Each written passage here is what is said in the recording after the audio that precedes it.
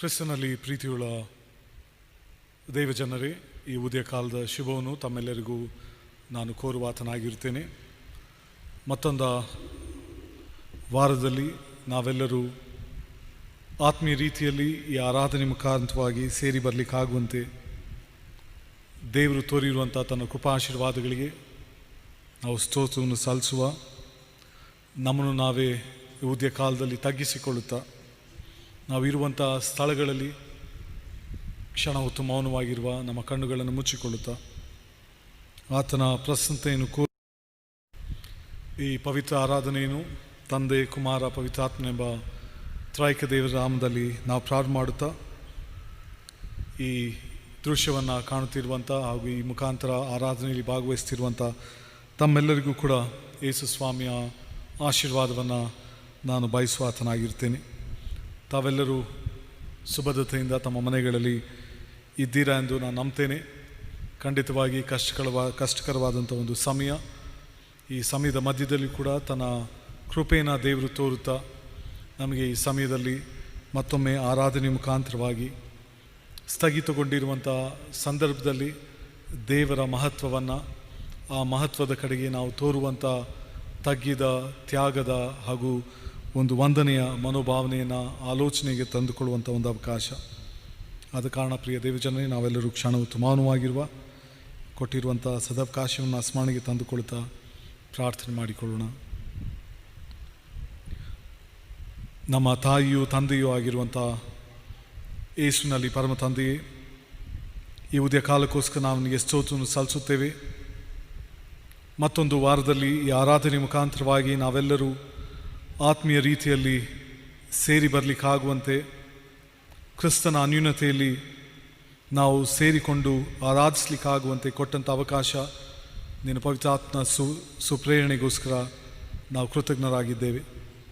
ಈ ಪವಿತ್ರ ಆರಾಧನೆಯಲ್ಲಿ ನಿನ್ನನ್ನು ಮಹಿಮೆ ಪಡಿಸಲಿಕ್ಕೋಸ್ಕರವೂ ನಿನ್ನ ಉಪಕಾರಗಳನ್ನ ಸ್ಮರಣೆಗೆ ತಂದುಕೊಳ್ಳುತ್ತಾ ಎಲ್ಲ ಸ್ಥಿತಿಗತಿಗಳ ಮಧ್ಯದಲ್ಲಿ ಬರೀ ಸಂತೋಷಗಳಿಗೋಸ್ಕರವಲ್ಲ, ನಮ್ಮ ದುಃಖ, ನೋವಿನ, ಸಂಕಷ್ಟದ ಸಂದರ್ಭದಲ್ಲಿ ಕೂಡ ನಿನಗೆ ಮಹಿಮೆಯನ್ನು ತೋರುತ್ತಾ ನೀನು ಈ ಲೋಕದಲ್ಲಿ ನಮಗಿಟ್ಟಿರುವಂಥ ಆಲೋಚನೆ ಮಾಡುತ್ತಿರುವಂಥ ಕಾರ್ಯಗಳಿಗೋಸ್ಕರ ವಂದನೆಯನ್ನು ನೀಡುವಂಥರಾಗಿರ್ತೇವೆ. ನಾವು ಅರ್ಪಿಸುವಂಥ ಈ ಅಲ್ಪ ಗಾಯನಗಳನ್ನು, ಸ್ತೋತ್ರಾರ್ಪಣೆಗಳನ್ನು ನೀನು ಸ್ವೀಕಾರ ಮಾಡಿಕೊ. ನೀನು ಮಹಿಮೆಯನ್ನು ಹೊಂದು ಆ ಮಹಿಮೆಗೆ ನೀನೊಬ್ಬನೇ ಪಾತ್ರನಾಗಿರ್ತಿ. ಅದೇ ಸಂದರ್ಭದಲ್ಲಿ ಆರಾಧನೆಯಲ್ಲಿ ನಿನ್ನ ಪ್ರಸನ್ನತೆಯನ್ನು ಹೊಸದಾಗಿ ನಾವು ಕಂಡುಕೊಳ್ಳಿಕ್ಕಾಗುವಂತೆ, ನಿನ್ನ ವಾಕ್ಯದ ಮುಖಾಂತರವಾಗಿ ಬಲವನ್ನು, ಜ್ಞಾನವನ್ನು ಹೊಂದಿಕೊಳ್ಳಿಕ್ಕಾಗುವಂತೆ, ಈ ಲೋಕದ ಯಾತ್ರೆಯಲ್ಲಿ ಆ ವಾಕ್ಯದ ಮುಖಾಂತರವಾಗಿ ದಿನನಿತ್ಯದಲ್ಲಿ ನಿನ್ನ ಪ್ರಸನ್ನತೆಯನ್ನು ಸ್ಪಂದಿಸಲಿಕ್ಕಾಗುವಂತೆ ಬಲಪಡಿಸಬೇಕಾಗಿ ನಮ್ಮ ಮುದ್ದು ರಕ್ಷಕನು ಒಡೆಯನಾದಂಥ ಯೇಸು ಸ್ವಾಮಿ ಹೆಸರಿನಲ್ಲಿ ಪ್ರಾರ್ಥನೆ ಬೇಡಿ ಬಂದಿದ್ದೇವೆ. ಆಮೆನ್.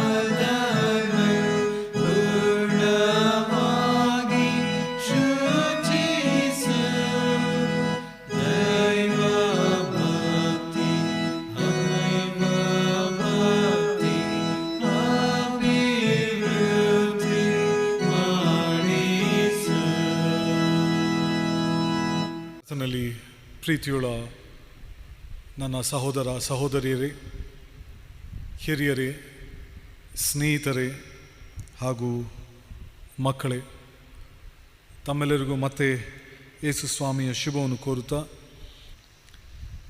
ಈ ಪವಿತ್ರ ಆರಾಧನೆಗೆ ನೇಮಕವಾದಂಥ ದೇವರ ವಾಕ್ಯವನ್ನು ನಾವೀಗ ಓದಿ ಕೇಳಿಸಿಕೊಳ್ಳುವ.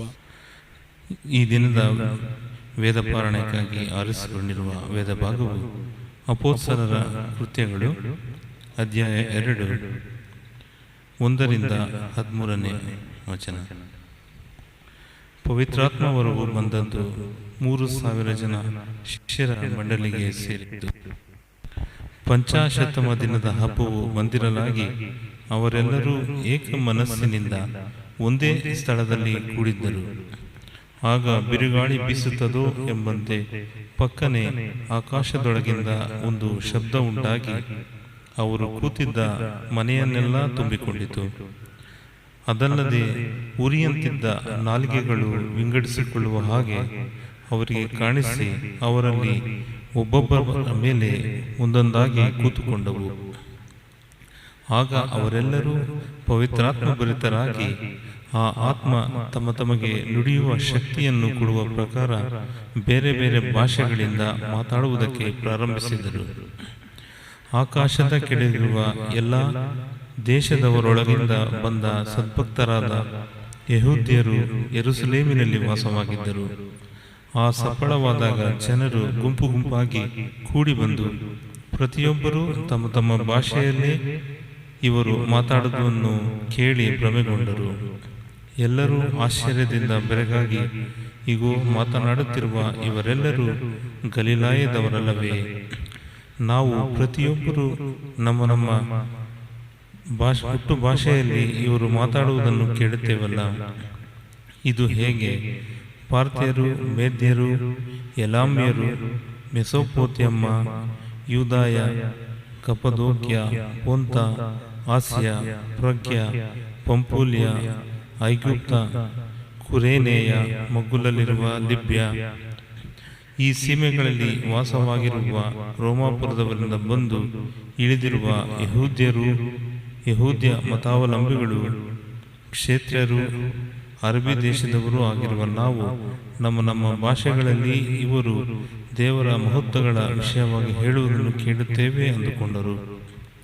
ಎಲ್ಲರೂ ಬೆರಗಾಗಿ ಕಳವಳಗೊಂಡು ಇದೇನಾಗಿರಬಹುದು ಎಂದು ಒಬ್ಬೊಬ್ಬರನ್ನು ಕೇಳುತ್ತಿದ್ದರು. ಕೆಲವರು ಇವರು ಮದ್ಯಪಾನ ಮಾಡಿ ಮತ್ತರಾಗಿದ್ದರೆಂದು ಹಾಸ್ಯ ಮಾಡಿದರು ಎಂಬುದೇ. మన తండ్రి అయిన దేవుని నుండి ప్రభు అయిన క్రీస్తు నుండి కృపయు సమాధానము మీ అందరికీ కలుగునుగాక. ఆమెన్. మీ అందరితో దేవుని వాక్యాన్ని మరి ఒకసారి పంచుకోవడానికి దేవుడు నాకు ఇచ్చిన ఈ బాధ్యతను బట్టి నేను త్రియేక దేవునికి హృదయపూర్వకమైన కృతజ్ఞతలు తెలుపుతున్నాను. చిన్న ప్రార్థన చేసుకొని దేవుని వాక్యంలోనికి వెళ్దాం. మా కొరకు ఆదరణకర్త అయిన పరిశుద్ధాత్మను పంపిన మా గొప్ప దేవ, మాలోనికి మీ జీవాత్మను ఊదమని వేడుకొనుచున్నాము. నీ వాక్యాన్ని ధ్యానించబోచుండగా నీ వాక్యము మా హృదయములలో పదిలపరుచుకోవడానికి సహాయము చేయము. మా నోటి మాటలు, మా అందరి హృదయ ధ్యానములు నీ దృష్టికి అంగీకారముగా చేసుకొనమని మా ప్రభు అయిన యేసు క్రీస్తు ద్వారా వేడుకొనుచున్నాము. ఆమేన్. మీ అందరూ దేవుని నామములో ప్రతి ఒక్కరూ సంతోషంగా భద్రంగా ఉన్నారని నేను విశ్వసిస్తూ ఉన్నాను. భారతదేశంలో లేకపోతే ప్రపంచవ్యాప్తంగా అనేకమైన ప్రాంతాలలో యథాతథంగా అనేక వ్యవహారాలు నడుస్తున్నప్పటికీ ఇంకా సంపూర్ణంగా మనము కోలుకోలేదు. ఆర్థికమైన పరిస్థితులు కోలుకోలేదు. అనేకమైన రంగాలలో, విభాగాలలో, బాగా దెబ్బతినిన ప్రాంతాలలో ఇంకా కోలుకోవాల్సిన పరిస్థితులు అనేకమైనవి ఉన్నాయి. వలస వచ్చిన వారి పరిస్థితులు దయనీయంగా ఉన్నాయి. రోజువారీ కూలీల పరిస్థితులు, పేదవారి పరిస్థితి, అనేక మంది ఈ కరోనా వైరస్ వల్ల బాధింపబడిన అనేకమైన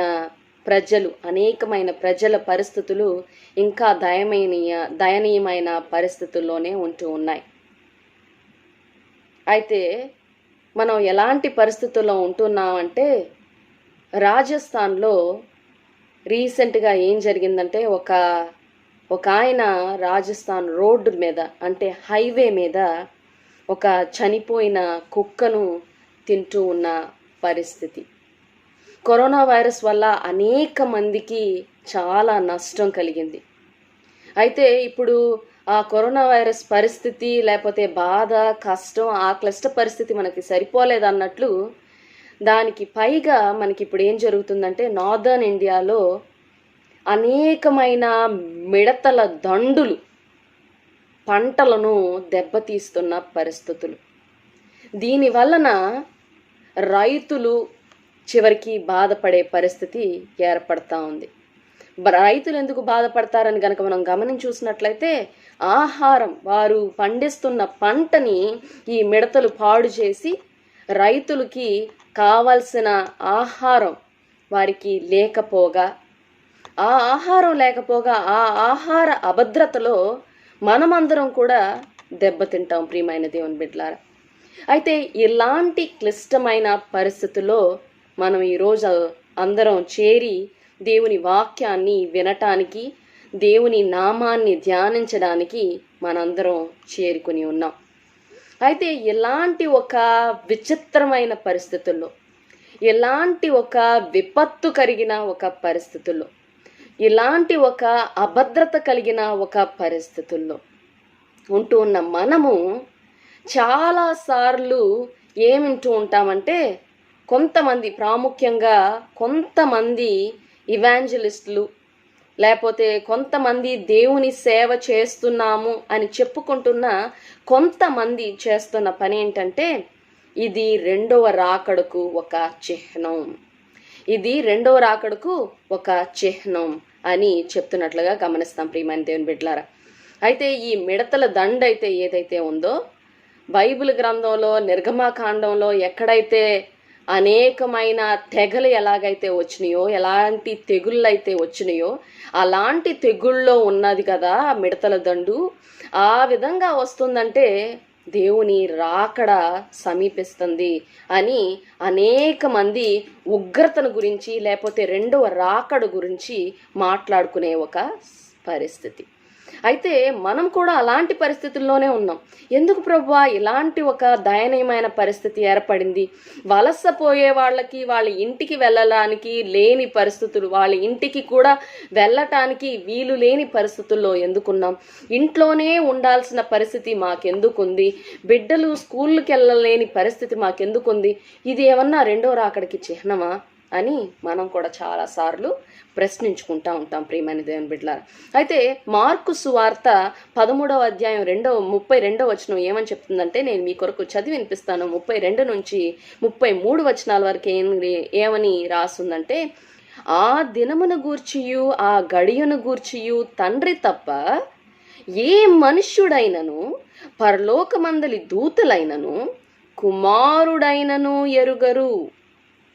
జాగ్రత్త పడుడి, మెలకువగా ఉండి ప్రార్థన చేయుడి, ఆ కాలం ఎప్పుడు వచ్చునో మీకు తెలియదు అని చెప్తున్నట్లుగా మనం గమనిస్తాం ప్రియమైన దేవుని బిడ్డలారా. ఆ విధంగా పాఠ్యభాగం లేకపోతే బైబిల్ గ్రంథం మనకేమని చెప్తుందంటే, అలాంటి సమయం ఏ సమయం అని మనం చెప్పలేము. మానవులమైన మనము మనకున్న లిమిటేషన్స్లో, లేకపోతే దేవదూతలు కూడా కుమారుడైనా కూడా చెప్పలేని ఒక పరిస్థితిని మనం తెలుసు, మనకి దేవుడు ఎప్పుడు వస్తున్నాడో తెలుసు అనే ఒక ఆత్మస్థైర్యంతో, లేకపోతే ఒక యారగెన్స్తో మనం ముందుకి నడుస్తూ ఉన్న ఒక పరిస్థితి ప్రియమైన దేవుని బిడ్డలారా. అన్ని చోట్ల ఇదే రాకడ సమయం, ఇదే చివరి రోజులు, ఇదే మనం జాగ్రత్త పడాలి అని అనుకుంటున్న సందర్భంలో ఈరోజు మనం పెంతెకోస్తు ఆదివారాన్ని ఆచరించుకుంటూ ఆచరించుకుంటూ ఉన్నాం. ఈ పెంతికోస్తు ఆదివారం గురించి గనక మనం గమనించి చూసినట్లయితే, పెంతికోస్ట్ అంటే 50 కదా, 50 యేసుక్రీస్తు ప్రభువారు పునరుద్ధానం పొందిన తర్వాత వచ్చిన 51వ రోజు ఈ పండుగను మనం గమనిస్తాం ప్రియమైన దేవుని బిడ్డలారా. అయితే ఈ ఎర్లీ చర్చ్లో అంటే మొదటి సంఘంలో ప్రాథమికంగా ఉన్న ఈ సంఘంలో ఈ రోజు ఎందుకు ప్రాముఖ్యమైనది అని కనుక మనం గమనించి చూసినట్లయితే, ఆ రోజు సంఘానికి ఒక నూతన జన్మ వచ్చినట్లుగా మనం గమనిస్తాం. ఆ నూతన జన్మను గురించి, ఆ సంఘ స్థాపన గురించి అపోస్తుల కార్యాలు 2వ అధ్యాయము 1 నుండి 13వ వచనం వరకు ఈరోజు మనకి అనుగ్రహించిన పత్రిక పాఠ్యభాగంలో మనం చూస్తాం ప్రియమైన దేవుని బిడ్డలారా.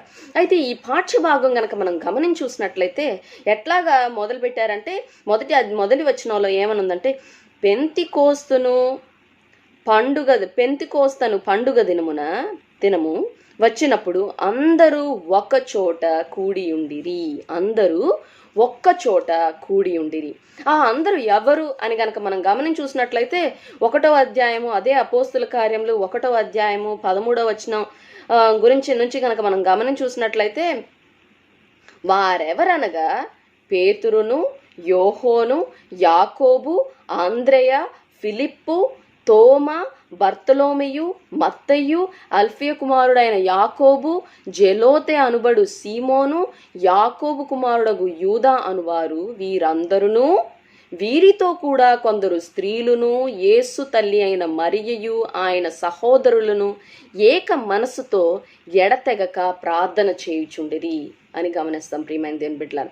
అయితే ఈ పెంతికోస్తు అనే ఒక దినాన్న ఎవరైతే చేరి ఉన్నారని కనుక గమనించి చూసినట్లయితే, ఇక్కడ ఉన్న వారందరూ కూడా చేరి ఉన్నారు.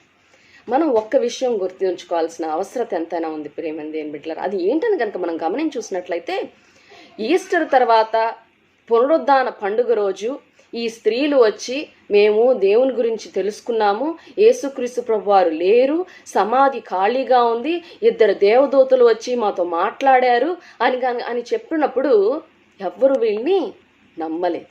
ఈ స్త్రీలని ఎవ్వరూ నమ్మలేదు ప్రియమైన దేవుని బిడ్డలారా. అయితే అదే స్త్రీలు ఉన్న ఈ సమూహంలో పరిశుద్ధాత్మ దేవుడు ఈరోజు వారందరి మీద వచ్చినట్లుగా మనం గమనిస్తాం ప్రియమైన దేవుని బిడ్డలారా.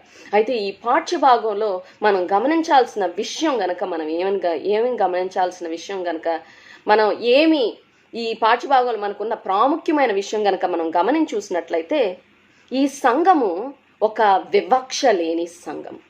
ఈ సంఘము ఒక వివక్ష లేని సంఘము. ఎందుకు వివక్ష లేని సంఘం అని గనక నేను చెప్తున్నానని గనక గమనించి చూసినట్లయితే, ఈ సంఘంలో వీళ్లే ఉండాలి, ఈ సంఘంలో వీళ్ళు ఉండకూడదు అనే విషయాలు లేవు ప్రియమైన దేవుని బిడ్డలారా. ఈ సంఘంలో ఎవ్రీబడి ఈజ్ వెల్కమ్. ఎవరైనా రావచ్చు, ఎవరైనా కూడా యేసుక్రీస్తు ప్రభువారు పంపించిన పరిశుద్ధాత్మను అనుభవించవచ్చు. ఆ అనుభవాన్ని ఇతరులకు చెప్పవచ్చు. ఆ అనుభవాన్ని వారు పొంది దేవుణ్ణి వారి జీవితంలో వారు ఎక్స్పీరియన్స్ చేయొచ్చు అని చెప్తున్నట్లుగా మనం చూస్తాం. అయితే ఈ పెంతికోస్తు సంఘాన్ని గురించి కనుక మనం గమనించి చూసినట్లయితే, ఇక్కడ చాలామంది చేరి మాట్లాడుకుంటున్నారు, చాలామంది ప్రార్థన చేస్తున్నారు. అయితే ఇదే ప్రజలు, ఇదే డిసైపుల్స్ ఎవరైతే ఉన్నారో, యేసుక్రీస్తు ప్రభు వారి శిష్యులు ఎవరైతే ఉన్నారో, ఆ శిష్యులు గెత్సెమనే తోటలో యేసుక్రీస్తు ప్రార్థన చేస్తున్న సందర్భంలో నిద్రపోతున్న వాళ్ళు.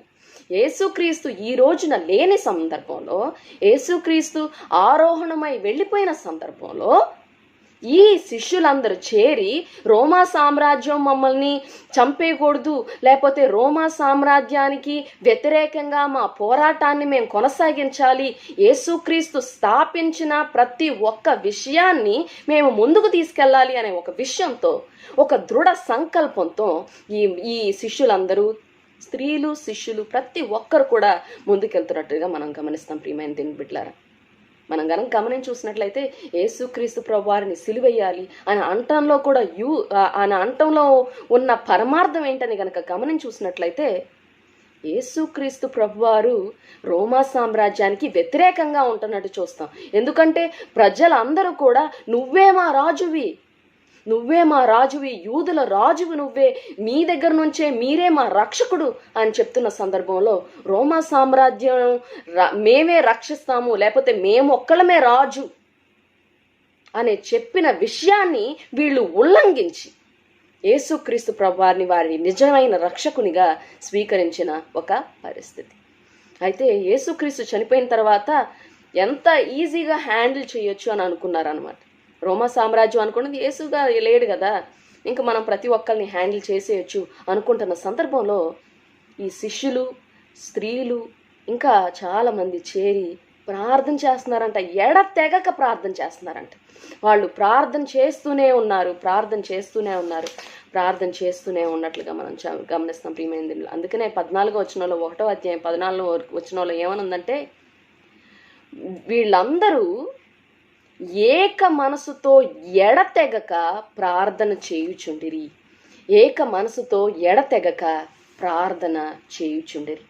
ఈ స్త్రీలు ప్రతి ఒక్కరూ ప్రార్థన చేస్తున్న సందర్భంలో ఒక విండ్, అప్పుడు వేగముగా వీచు బలమైన గాలి వంటి యొక్క ధ్వని ఆకాశము నుండి అకస్మాత్తుగా వారు కూర్చుండి ఉన్న ఇల్లంతయు నిండెను. ఒక ధ్వని కిందకి వచ్చినట్లుగా మనం చూస్తాం. ఎక్కడైతే 2-3 ఉన్నారో అక్కడ నేను ఉంటాను అని దేవుడు సెలవిచ్చిన ఈ వాక్యం ఈ పెంతెకోస్తు రోజున రుజువైనట్లుగా మనం చూస్తాం ప్రియమైన దేవుని బిడ్డలారా. అయితే ఈ సంఘంలో ఎవరు ఉండాలి, ఎవరు ఉండకూడదు, ఎవరు లోపల ఉండాలి, ఎవరు లోపల ఉండకూడదు, ఎవరికి పరిశుద్ధాత్మ వస్తుంది, ఎవరికి రాకూడదు అనే ఒక భేదం లేదు. అందుకనే జాన్ వెస్లీ గారు రాసిన ఒక పాట నాకు గుర్తొస్తుంది ప్రియమైన దేవుని బిడ్డలారా. భేదం ఏమీ లేదు, అందరూ పాపం చేసి దేవాది దేవుని ఇచ్చే ఉన్నతమైన మహిమను పోగొట్టుకుంటున్నారు.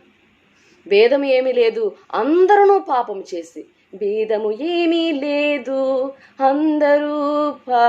భేదము ఏమీ లేదు, అందరూ పాపం చేసి ఉన్నారు. అందరూ పాపం చేసి ఉన్నారు. Everybody has done mistake, everybody is a sinner.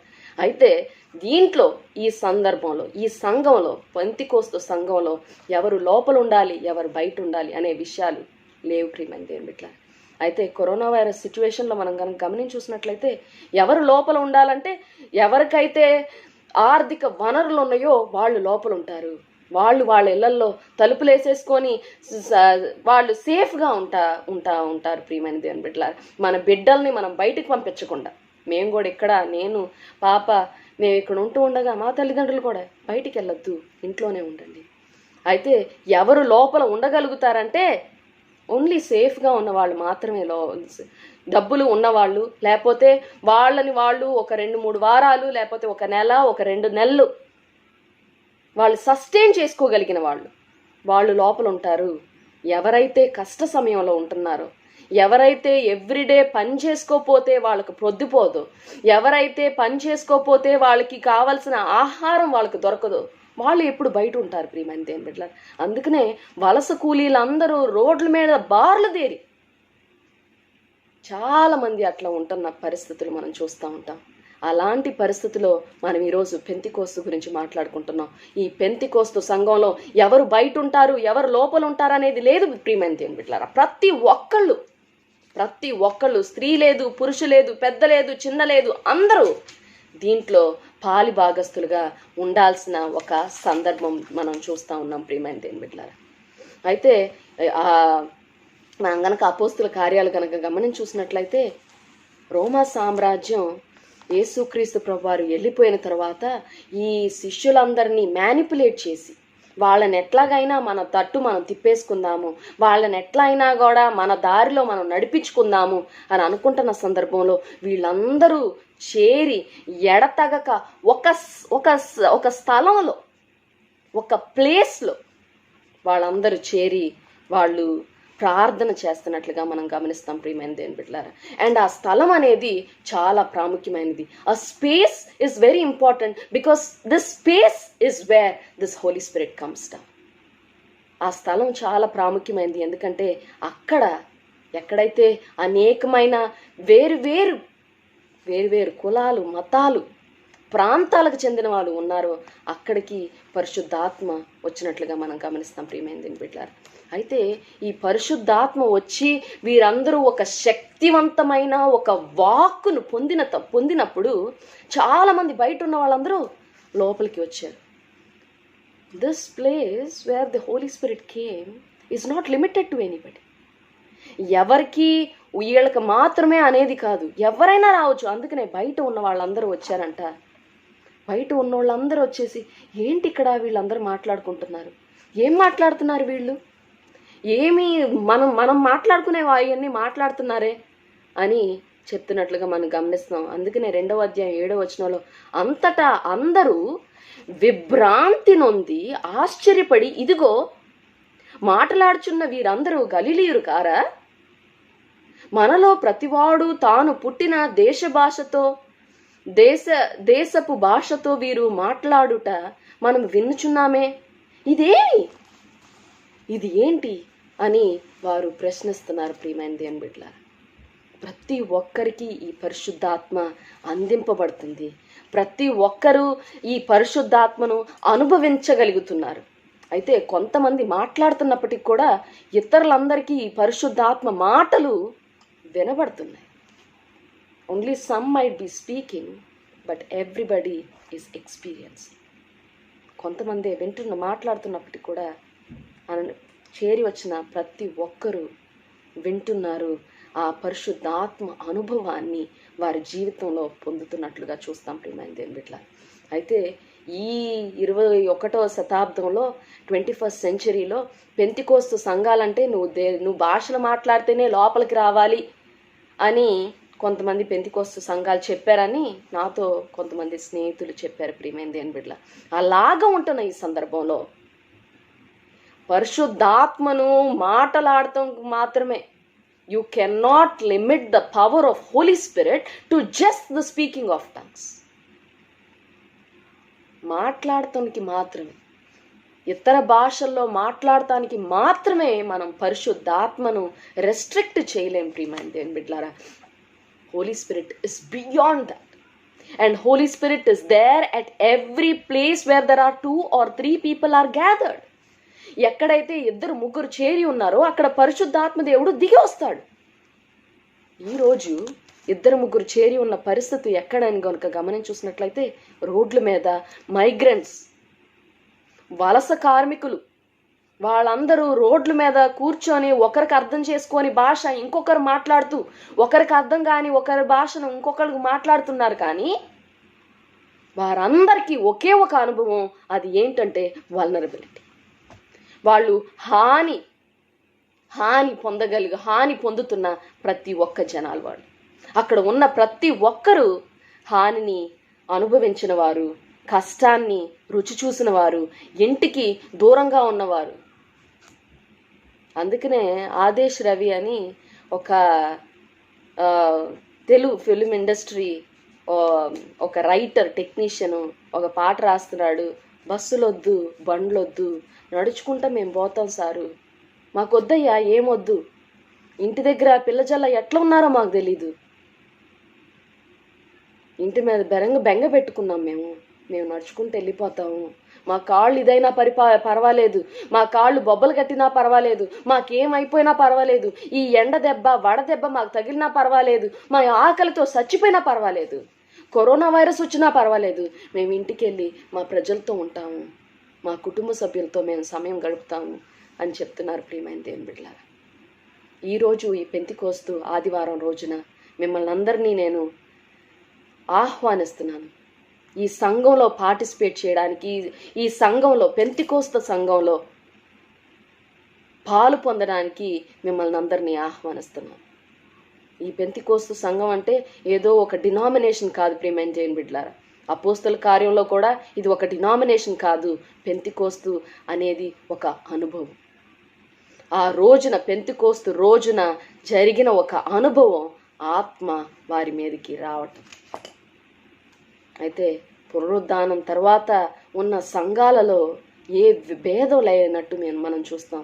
యేసుక్రీస్తు ప్రభువారు శిష్యుల్లో ఓన్లీ పురుషులు ఉన్నప్పటికీ కూడా యేసుక్రీస్తు ప్రభువారు స్త్రీలకు కూడా తను ప్రత్యక్షపరచుకొని మీరు వెళ్ళి చెప్పండి అని చెప్తున్నప్పుడు యేసుక్రీస్తు ప్రభువారు ఉన్న బ్యారియర్స్ అన్నిటినీ బ్రేక్ చేసి ఒక కొత్త సంఘాన్ని స్థాపిస్తున్నట్లుగా మనం చూస్తాం ప్రియమైన దేవుని బిడ్డలారా. అయితే ఈరోజు మిమ్మల్ని దేనికి ఆహ్వానిస్తున్నానంటే, మనం అందరం ఒక పునరుద్ధాన సంఘంగా ఉండాలని, ఒక ఆరోహణ సంఘంగా ఉండాలని, ఒక పెంతికోస్తు సంఘంగా ఉండాలని. అయితే ఈ సంఘాలలో భేదాలు లేవు. ఎక్కడైతే 2-3 చేరి ఉంటారో అక్కడ ఆ ఆత్మ దిగి వస్తుంది. ఆ ఆత్మ దిగి వచ్చినప్పుడు ఒకరి భాష ఒకరికి అర్థం కాపోయినప్పటికీ కూడా, ఒకరి భాష ఒకరికి తెలియనప్పటికీ కూడా ఆ ఆత్మ మనలో ఒక కొత్త ఉత్సాహాన్ని నింపుతుంది ప్రియమైన దేవుని బిడ్డలారా. దేవుణ్ణి వెదకడానికి, ఇతరుల కష్టంలో పాలు పొందడానికి మనలో ఒక నూతన ఉత్సాహాన్ని మనలో నింపుతుంది. ఆ విధంగా నింపుతున్న ఆత్మని మనం ఎంబ్రేస్ చేయాలని, మన జీవితంలోనికి మనం ఆహ్వానించాలని ఈరోజు ఈ పెంతికోస్తు ఆదివారంన దేవుడు మనల్ని పిలుస్తున్నాడు. ఆ రీతిగా చేయడానికి దేవుడు మనకి ఆ పరిశుద్ధాత్మ తోడును నడిపింపును దయచేయును కాక. సమస్త జ్ఞానం మించిన దేవుని సమాధానము మీ హృదయములకును మీ తలంపులకును ಕಾವಲಿಗ ಉಂಡುನುಗಾಕ. ಆಮೇನ್. ದೇವರ ಸಂದೇಶವನ್ನು ಹಂಚಿಕೊಂಡಂಥ ಅಮ್ಮನವರಿಗೆ ತಮ್ಮೆಲ್ಲರ ಪರವಾಗಿ ನಾನು ವಂದನೆಯನ್ನು ಸಲ್ಲಿಸುವಾತನಾಗಿರುತ್ತೇನೆ. ಅವರ ವಿದ್ಯಾಭ್ಯಾಸ ಹಾಗೂ ಮಗಳ ಜೀವನಕ್ಕೋಸ್ಕರ ಖಂಡಿತ ನೀವು ಅನೇಕರು ನನಗೆ ದೂರವಾಣಿ ಮುಖಾಂತರವಾಗಿ ಅಯ್ಯ ನಿಮಗೋಸ್ಕರ ಪ್ರಾರ್ಥನೆ ಮಾಡ್ತಾ ಇದ್ದೇವೆ ಅಂತ ಹೇಳಿದ್ದೀರಾ. ಅನೇಕರು ನನಗೆ ಮೆಸೇಜನ್ನು ಮಾಡಿದ್ದೀರಾ. ಮುಂದೆ ಬರುವಂಥ ದಿನಗಳಲ್ಲಿ ಕೂಡ ನಿಮ್ಮ ಪ್ರಾರ್ಥನೆಗಳಲ್ಲಿ ಸ್ಮರಣೆ ಮಾಡಿಕೊಳ್ಳಿರಿ, ನೆನೆಸ್ಕೊಳ್ಳಿರಿ ಹಾಗೂ ದೇವರ ಆಶೀರ್ವಾದಕ್ಕೋಸ್ಕರ ಆತನ ಜ್ಞಾನಕ್ಕೋಸ್ಕರ ಬೇಡಿಕೊಳ್ಳಿರಿ ಎಂದು ನಾನು ಕೇಳುವಾತನಾಗಿರ್ತೇನೆ.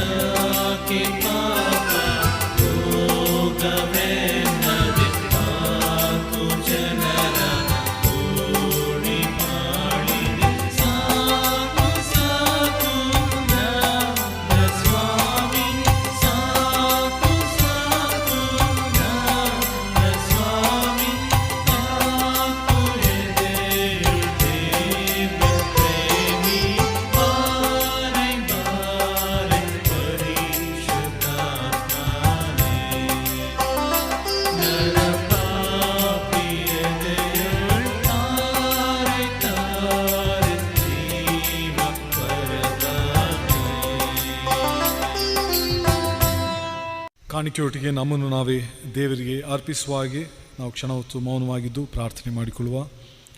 ಎಲ್ಲ ಒಳ್ಳೆಯ ದಾನಗಳನ್ನು ದಯಪಾಲಿಸುವಂಥ ಯೇಸುನಲ್ಲಿ ಪರಮ ತಂದೆ, ಎಲ್ಲ ಸ್ಥಿತಿಗತಿಗಳ ಮಧ್ಯದಲ್ಲಿ ನೀನು ತೋರುತ್ತಿರುವಂಥ ನಿನ್ನ ಕೊಡುಗೆಗಳಿಗೋಸ್ಕರ ಅವನಿಗೆ ಸ್ತೋತ್ರವನ್ನು ಸಲ್ಲಿಸುತ್ತೇವೆ.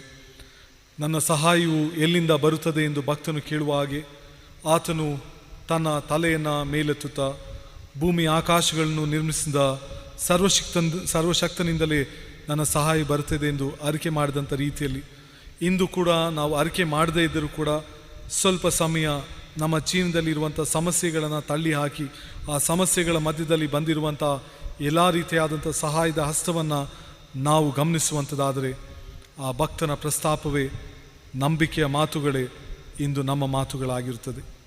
ಕರ್ತನೇ, ನಿನಗೆ ಸ್ತೋತ್ರವನ್ನು ಸಲ್ಲಿಸುತ್ತೇವೆ.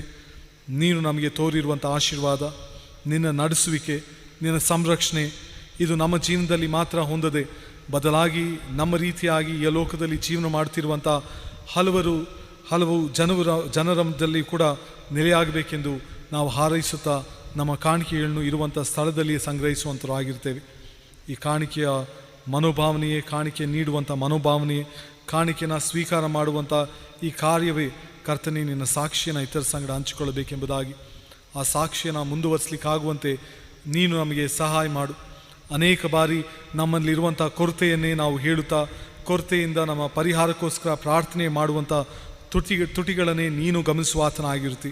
ಆದರೆ ಕರ್ತನೆ, ಸ್ತೋತ್ರ ಸಲ್ಲಿಸುವಂಥ ತುಟಿಗಳೇ ನಿನಗೆ ಮೆಚ್ಚುಗೆ ಆದಂಥ ಒಂದು ಕಾರ್ಯವಾಗಿರ್ತದೆ. ಯಾಕೆಂದರೆ ನಿನ್ನ ವಾಕ್ಯ ಹೇಳುತ್ತದೆ, ತಗ್ಗಿದ ಮನೋಭಾವನೆಯೇ ದೇವರಿಗೆ ಇಷ್ಟ ಯಜ್ಞ ಎಂಬುದಾಗಿ. ತಗ್ಗಿದ ಮನೋಭಾವನೆ, ಸ್ವಾರ್ಥತೆಯಿಂದ ಇಲ್ಲದೆ ಇತರಿಗೋಸ್ಕರ ಯೋಚನೆ ಮಾಡುವಂಥದ್ದೇ ಆ ತಗ್ಗಿದ ಮನೋಭಾವನೆ ಆಗಿರ್ತದೆ. ಆ ರೀತಿಯಾಗಿ ಇರುವಂಥ ಸ್ಥಳಗಳಲ್ಲಿ ನಮ್ಮ ಕೈಲಾದಷ್ಟು ಸಹಾಯವನ್ನು ಇತರ ಸಂಗಡ ಮಾಡಿಕೊಳ್ಳಿಕ್ಕಾಗುವಂತೆ ಎಲ್ಲರನ್ನೂ ನೀನು ಪ್ರೇರೇಪಿಸಬೇಕಾಗಿ ನಾವು ಬೇಡುವಂಥರಾಗಿರ್ತೇವೆ. ಕೊಡುವಂಥ ಮನೋಭಾವನೆಯನ್ನು ನೀನು ನಮಗೆ ತೋರ್ಪಡಿಸಿದ್ದಿ. ನಿನ್ನ ಒಬ್ಬನೇ ಮಗನ ನಮಗೆ ಉದಾರವಾಗಿ ನೀನು ಕೊಟ್ಟಿದ್ದಿ. ನಾವು ಕೇಳುವುದಕ್ಕಿಂತ ಮುಂಚಿತವಾಗಿ ನೀನು ದಯಪಾಲಿಸಿದ್ದಿ ಕರ್ತನೆ. ಅದೇ ರೀತಿಯಾಗಿ ಸಂಕಷ್ಟದಲ್ಲಿರುವಂಥ ಜನರ ಮಧ್ಯದಲ್ಲಿ ಅವರು ಕೇಳುವುದಕ್ಕಿಂತ ಮುಂಚಿತವೇ ನಾವು ಸ್ಪಂದಿಸಲಿಕ್ಕಾಗುವಂತೆ ಆ ನಿನ್ನ ದೈವಿಕವಾದಂಥ ತಾಯಿಯ ಮನೋಭಾವನೆಯನ್ನು, ದೃಷ್ಟಿಕೋನವನ್ನು ನೀನು ದಯಪಾಲಿಸ್ಕೊಡು ಕರ್ತನೆ. ಈ ಮುಖಾಂತರ ಎಲ್ಲ ಬಡವರಿಗೋಸ್ಕರ ನಾವು ಪ್ರಾರ್ಥನೆ ಮಾಡುತ್ತೇವೆ. ಕಾಯಿಲೆ, ರೋಗ ರುಜಿನ ಹಾಗೂ ಕೊರೋನಾ ಸೋಂಕಿನ ಮುಖಾಂತರವಾಗಿ ಅನೇಕ ಆರ್ಥಿಕ, ರಾಜಕೀಯವಾದಂಥ ಒಂದು ದೌರ್ಜನ್ಯಕ್ಕೆ ಒಳಗಾಗಿರುವಂಥ ಎಲ್ಲ ಪ್ರಿಯರಿಗೋಸ್ಕರ ಪ್ರಾರ್ಥನೆ ಮಾಡುವಂಥರಾಗಿರ್ತೇವೆ. ಹೆಸಸ್ಸಾಗಿ ಹರಸಿ ಆಶೀರ್ವಾದ ಮಾಡಿಕೊಡ್ತಾನೆ. ಅನೇಕ ಎನ್ ಜಿ ಒಗಳು, ಅನೇಕ ಸಭೆಗಳು, ಧರ್ಮ ಸಂಸ್ಥೆಗಳಿಗೋಸ್ಕರ ನಾವು ನಿನಗೆ ಸ್ತೋತ್ರವನ್ನು ಸಲ್ಲಿಸುತ್ತೇವೆ. ಮಾನವೀಯತೆಯ ಮೇರೆಗೆ ಕರ್ತನೆ ಮುಂದೆ ಬರುತ್ತಾ ಅನೇಕರಿಗೆ ರೇಷನನ್ನು, ಊಟವನ್ನು ಕೊಡುವುದರಲ್ಲಿ ಮುಂದೆ ಸಾಗುತ್ತಿದ್ದಾರೆ. ಸರ್ಕಾರವು ಕೂಡ ಈ ರೀತಿಯಾದಂಥ ಕಾರ್ಯವನ್ನು ಮಾಡುತ್ತಿದೆ. ನಿನಗೆ ಸ್ತೋತ್ರವನ್ನು ಸಲ್ಲಿಸುತ್ತೇವೆ. ಸತತವಾಗಿ ಈ ಕೆಲಸ ಕಾರ್ಯಗಳಲ್ಲಿ ಯಾವುದೇ ಸ್ವಾರ್ಥತೆ ಇಲ್ಲದೆ ತೊಡಗಲಿಕ್ಕಾಗುವಂತೆ ನೀನು ಮುನ್ನಡೆಸು ಕರ್ತನೆ. ಯಾವ ಲೈಂಗಿಕವಾದಂಥ ಜಾತಿಯುತವಾದಂಥ ಭೇದ ಭಾವಗಳನ್ನು ನೋಡದೆ ಬದಲಾಗಿ ಎಲ್ಲರಿಗೂ ಕೂಡ ಉದಾರವಾಗಿ ನೀಡಲಿಕ್ಕಾಗುವಂತೆ ಬಲಪಡಿಸು. ಕಳೆದ ದಿನಗಳಲ್ಲಿ ಕರ್ತನೆ, ತಮ್ಮ ಮನೆಗೆ ಪ್ರಯಾಣ ಮಾಡುತ್ತಿದ್ದಂಥ ವಲಸುಗಾರರ ಜೀವನಕ್ಕೋಸ್ಕರ ನಾವು ಪ್ರಾರ್ಥನೆ ಮಾಡುವಂಥರಾಗಿರ್ತೇವೆ. ಹಲವರು ತಲುಪಿರುತ್ತಾರೆ, ಇನ್ನು ಹಲವರು ಪ್ರಯಾಣದಲ್ಲಿರುತ್ತಾರೆ. ಹಾಗೂ ವಿಶೇಷವಾಗಿ ಕೆಲವೊಬ್ಬರು ಕಳೆದ ವಾರದಲ್ಲಿ ಈ ರೈಲು ಅಪಘಾತದಲ್ಲಿ ತಮ್ಮ ಪ್ರಾಣವನ್ನು ಕಳೆದುಕೊಂಡಿರುತ್ತಾರೆ. ಕರ್ತನೆ, ಈ ದುರ್ಸ್ಥಿತಿಯಲ್ಲಿ ನಿನ್ನ ಕೃಪೆಯನ್ನು ನಾವು ಬೇಡುವಂಥವರಾಗಿರ್ತೇವೆ. ಎಲ್ಲ ಸಂದರ್ಭದಲ್ಲಿ ಕೂಡ ಕರ್ತನೆ, ಅದು ಮಾನವನು ಉಂಟು ಮಾಡುವಂಥ ಸೋಂಕುಗಳಾಗಿರಲಿ, ಪ್ರಕೃತಿಯಿಂದ ಮಾನವನ ಪಾಪದಿಂದ ಉಂಟಾಗುವಂಥ ಸೋಂಕುಗಳಾಗಿರಲಿ, ಇದಕ್ಕೆ ಬಲಿಪಶುಗಳಾಗುವಂಥದ್ದು ನಮ್ಮ ಬಡ ಜನರಾಗಿರ್ತಾರೆ. ಆ ಬಡವರ ಮೇಲೆ ನಿನ್ನ ಕನಿಕರವಿರಲಿ. ಯೇಸು ಸ್ವಾಮಿಯೇ, ನಿನ್ನ ವಾಕ್ಯದಲ್ಲಿ ನೀನು ವಾಗ್ದಾನ ಮಾಡಿದ್ದಿ, ಎಲೆ ಕಷ್ಟಪಡುವರೇ, ಹೊರೆಯುತ್ತವರೇ, ನೀವೆಲ್ಲರೂ ನನ್ನ ಬಳಿಗೆ ಬನ್ನಿರಿ, ನಾನು ನಿಮಗೆ ವಿಶ್ರಾಂತಿಯನ್ನು ಕೊಡ್ತೇನೆ ಎಂದು. ಇಂದು ಅವರ ಮರಣ ಅನ್ಯಾಯದಲ್ಲಿ, ಅಪಘಾತದಲ್ಲಿ ಆಗಿದ್ದು ಪ್ರಶ್ನೆಯಲ್ಲಿ ಸಮಾಜವು ಒಳಗಾಗಿದ್ದರೂ ಕೂಡ ಕರ್ತನೆ, ನಾವು ನಂಬುವಂಥರಾಗಿರ್ತೇವೆ.